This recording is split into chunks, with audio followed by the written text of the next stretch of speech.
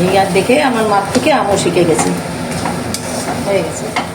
এবার নামিয়ে কড়াইশুঁটি শাকটা। হ্যাঁ হ্যাঁ হ্যাঁ, কড়াইশুঁটির শাকটা, ওই যে কড়াইশুঁটি বা মটর যে আমরা যেটা খাই, হ্যাঁ তার যে শাকটা সেটা, তাই তো? হ্যাঁ হ্যাঁ কি সুন্দর কাটা দেখেছেন, হ্যাঁ কুচি কুচি, এখানেই হাফ রান্না হয়ে যায়। হ্যাঁ। ভালো করে ধুয়ে নিয়ে এরকম কুচি কুচি করে এ দেখাও একটু কিরকম কেটেছো। এই যে একদম কুচি কুচি করে কেটেছি, এই রান্নার অর্ধেক হয়েই গেছে। যত কুচি কুচি করে কাটা হবে তত ভালো। সেখানেই হাফ রান্না হয়ে যায়।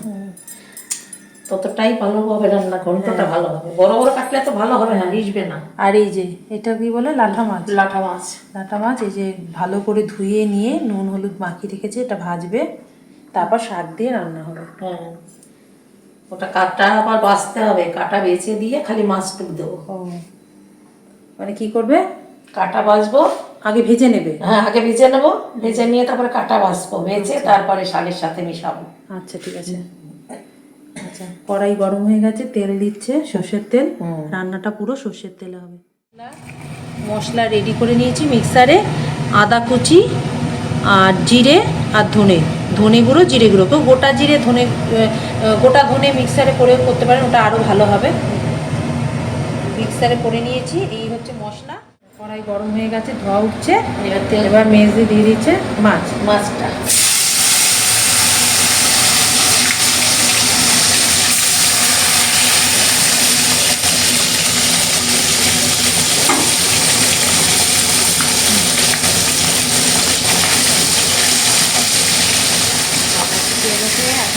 এগুলো কি খুব ভাজে নাকি না মোটামুটি ভাজে? মোটামুটি হালকা, মোটামুটি হালকা, যাতে মাছটা বেশি কড়াও হবে না, বেশি কাঁচাও থাকবে না, ঘন্টার মতো যাবে। বেশি কড়া হলে জিনিসটা মিশবে না।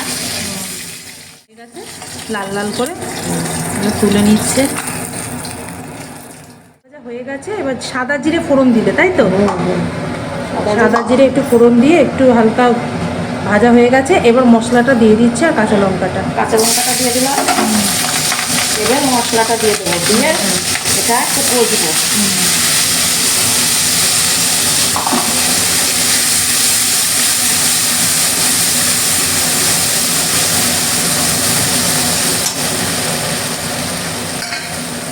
এবার মশলাটাকে কষানো হবে, যেহেতু এটা মাছের মাছ দিয়ে শাকটা হবে তো, তাই জন্য একটু মশলা পড়বে, মানে সাদা জিরে আর ধনের গুঁড়ো আর জিরের গুঁড়ো আর হচ্ছে আদা, এই সমস্ত কিছু দিয়ে একটু ভালো করে কষাতে হবে জিরে দিয়ে। এবার দিয়ে দেবো নুন। এবার দেওয়া হচ্ছে নুন।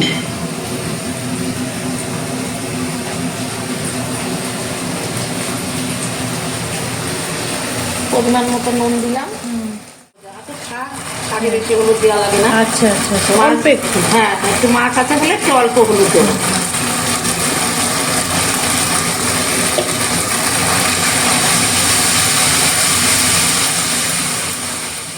হয়ে গেছে তাই তো, বা এই যে তেল ছেড়ে দিয়েছে, হ্যাঁ মশলা থেকে তেল ছেড়ে দিয়েছে, এত সুন্দর একটা স্মেল বেরোচ্ছে। এবার দিয়ে দিচ্ছ শাক, তাই তো? হ্যাঁ এবার দিয়ে দিচ্ছি শাক। কি সুন্দর কুচানো হয়েছে, অপূর্ব কুচানো, আমার শাশুড়ি মায়ের মতো।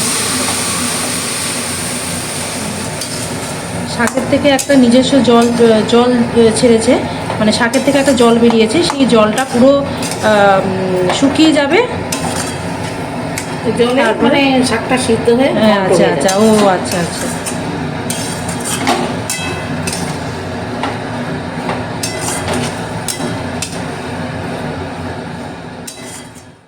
হয়েছে, এবার ওই কাঁটাগুলো দেওয়া যাবে না, তাই তো? হ্যাঁ কাঁটাগুলো দেওয়া যাবে না, কারণ তাহলে দেখুন একটা কি সুন্দর সবুজ একটা কালার এসছে, ভালো করে মিশে যাবে মাছ আর ওই মাছ আর শাকটা পুরো একদম মিশে কাদা কাদা হয়ে যাবে।